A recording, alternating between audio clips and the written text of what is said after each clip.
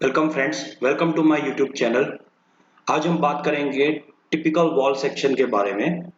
Basically जो मैंने आज ये सेक्शन लिया हुआ है वो लोड बेरिंग स्ट्रक्चर लेकर के है।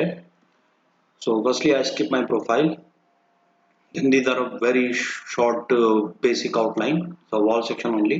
Okay, before starting the lecture, just tell you कि जो हमारा वॉल जो हमारा होल बिल्डिंग होता है उस बिल्डिंग को हम दो पार्ट में बेसिकली डिवाइड करते हैं।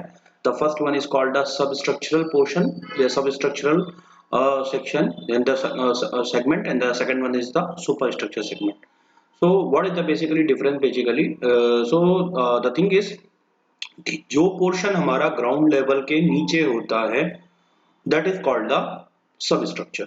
अब उसके नीचे बेसिकली आता क्या है, तो सब स्ट्रक्चर में हम बेसिकली जो हमारी वॉल्स होती हैं वो वॉल नीचे जा करके हमारी फुटिंग से कनेक्टेड होती है और वो फुटिंग जो है वो एक कंक्रीट बिट पे प्लेस्ड होती है। So there are lots of thing in that. So होता क्या है कि हमारा जितना भी लोड होता है बिल्डिंग का वो इस सुपर स्ट्रक्चर का लोड सब स्ट्रक्चर के थ्रू ट्रांसफर होता है हमारे सॉइल के स्ट्रेटा पे। सो ये पार्ट हमको दिखता नहीं है बट एक्चुअली में सब स्ट्रक्चर जो होता है वो बेसिकली लोड ट्रांसफर एलिमेंट के लिए होता है। Then the second one is the super structure. जो भी स्ट्रक्चर हमको ग्राउंड लेवल के ऊपर दिखता है वो सब हमारा सुपर स्ट्रक्चर में कंसीडर होता है। इसमें हम बहुत सारे ऐसे हमारे स्ट्रक्चरल नॉन स्ट्रक्चरल कंपोनेंट्स आते हैं। सो फर्स्टली हम लोग बात करेंगे सब स्ट्रक्चर में। तो सब स्ट्रक्चर में हमारा जो फर्स्ट पार्ट है that is the foundation. So it's a lowest part of the building और it's the structure. So that is a direct contact with the soil, जो कि हमारा जो ये जो पार्ट होता है बिल्डिंग का वो डायरेक्टली सॉइल के ही कांटेक्ट में होता है, जो कि हमारा पूरे बिल्डिंग का या सुपर स्ट्रक्चर का लोड है वो इसमें थ्रू ट्रांसफर होता है। देन यहाँ पे हम जो बात कर रहे हैं वो बेसिकली ब्रिक वॉल के स्ट्रक्चर को लेकर के है। तो जब हम ये बात कंक्रीट वॉल या कंक्रीट कॉलम के टर्म में करेंगे तो यहाँ पे हम इस पूरे एलिमेंट को फाउंडेशन बोलते हैं जो कि ग्राउंड के नीचे होता है। एंड देन जो हमारा स्टेप्ड आपको ये दिख रहा है इसको हम लोग फाउंडेशन फुटिंग बेसिकली इसको हम लोग बोलते हैं। Sorry. Okay, so this is the basically सब स्ट्रक्चर। देन हम जब सब स्ट्रक्चर से ऊपर की ओर बढ़ते हैं so that the main first step it is the plinth level. So basically plinth level जो होता है हमारा बिल्डिंग का वो लेवल होता है जहां से हमारी रियल वॉल या फिर हमको एक स्टेबल फ्लोर मिलता है जिसको हम as a ground floor consider करते हैं और वहां से ही हमारे अदर कंपोनेंट हैं दैट विल बी स्टार्टेड।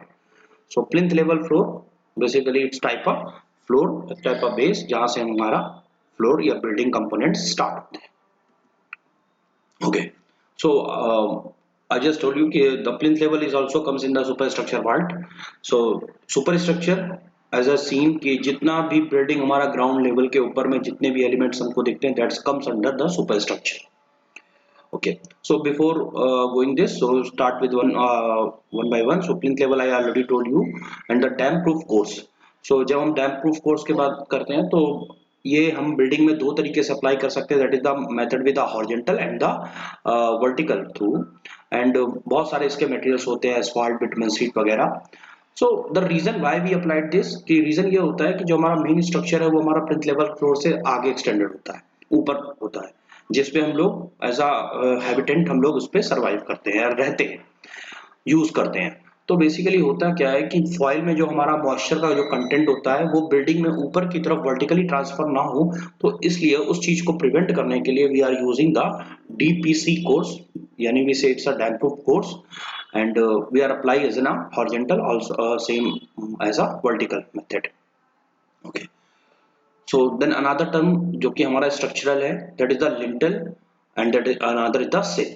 तो हम इसको लिंटल लेवल या सिल लेवल भी बोल सकते हैं। तो सिल जो बेसिकली यूज होता है किसी भी ओपनिंग लाइक हम विंडो या फिर वेंटिलेटर के जो लोअर पार्ट में हम जो बेस जो क्रिएट करते हैं, एक स्ट्रक्चरल हॉरिजॉन्टल पीस रखते हैं, दैट इज कॉल्ड द सिल।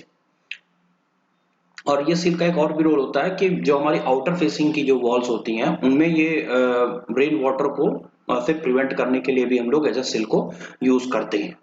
देन द लिंटल की बात करें तो लिंटल जो हमारा लेवल होता है वो हर एक ओपनिंग के ऊपर अपर साइड की ओर प्रोवाइड किया जाता है। जनरली ये बिल्डिंग में 2.1 मीटर के लेवल यानी 2100 mm के लेवल के आसपास होता है। एंड द मेन रोल जो लिंटल का होता है वो एक्चुअली सा horizontal piece of the structural member, जो कि जो ओपनिंग के ऊपर के लोड को जो होता है स्ट्रक्चरल, उसको ये ट्रांसफर करता है अपने साइड में। So the main role of the lintel is the कि it's a transfer the load of the all side the wall above the opening. Okay, then after that as we know कि these are the walls is the main structural wall। लेकिन जो wall हमारी after the terrace level जो कि production के लिए हम लोग बनाते हैं जनरली, सो उस वॉल को हम लोग पैरापेट वॉल बोलते हैं। ये लमसम जो हमारी हाइट होती है, हमको प्रोटेक्शन से गिरने के लिए, फॉलिंग के लिए हम लोग को बनाते हैं एज अ स्ट्रक्चर में प्रोवाइड करते हैं। ये लमसम जो हमारी हाइट होती है approximately we have chosen from 3 feet to 450 यानी कि 900 to 1.2 metre, 0.9 to 1.2 meter. So parapet wall is basically for protection element in the structure. Then another term is a projection or weather shed. So projection और weather shed basically ये हम लोग outer face की तरफ, हमारी जो building का जो आउटर फेस जो कि ऐसा वेदर को फेसिंग कर रहा होता है, हम उसकी तरफ ये projection as a slanted projection we have providing. The reason is that कि जो हमारी रेन होती है और जो हमारी सन की कंडीशन जो भी दोनों केसेस में, because rain is the driving rain, so they have the direction, so उससे प्रोटेक्शन के लिए हम लोग एक extra projection cantilever outer face की तरफ प्रोवाइड करते हैं। सो दिस कॉल्ड सम, आपको बुक में ये प्रोजेक्शन के थ्रू में भी लिख सकते हैं या कैंटिलीवर प्रोजेक्शन के भी फॉर्मेट में लिखा होता है, और भी सेड सा सेम ऐसा weather shade. Then another element is called the string course. So basically string course जो होता है, there is a very minute difference between string course and cornice. So in the figure I have mentioned the both। So basically string core जो होता है कि हम किसी भी बिल्डिंग को बाहर से देख करके नहीं पहचान सकते कि ये बिल्डिंग कितने की स्टोरी होती, कितने स्टोरी की है। So the marking of the floor at the outside of the face of the building it's called the string course।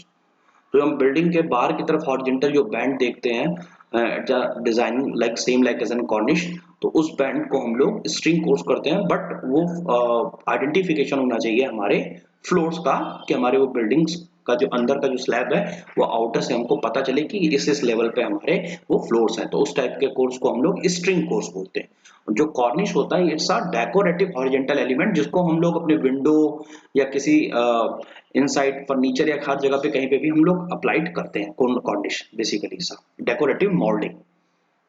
Then the another very important element that is called the throating। So throating basically यहाँ पे एक word mistake है figure में, so don't be confused, it's a toothing, but toothing is not the right word for this technical dictionary, technical appropriate technical word। So the reason is toothing is we are using in a brick masonry, so the word is called a throating is applicable here। So throating basically क्या होता है कि जो हमारा building है, जो हमारे building component है, उस पे जब रेनिंग के टाइम पे जब हमारा रेन जो होता है वो कोपिंग से होते हुए वो वॉल के ऊपर आए, तो जिससे वो वॉल मॉइस्चर एब्जॉर्ब करे, तो वो चीज से हम बचने के लिए कोपिंग के आउटर के सरफेस की तरफ एक सेमी सर्कुलर या फिर भी से इट्स अ कॉन्टिन्यूअस स्टाइल में ग्रूव्स देते हैं, जिससे जो वाटर की ड्रॉपलेट है वो उसी ग्रूव्स के पास से डायरेक्टली वो ड्रॉप हो जाए, हमारे पूरे बिल्डिंग के स्ट्रक्चर्स पे फ्लो ना करे। So that element is called the toothing in a technical way। So these are few elements I have explained here, except this there are very common element like column, beam, staircase I have not mentioned here, I have just mentioned only a few technical जहाँ पे हमको confusion हो सकता है, I have explained only those in the presentation।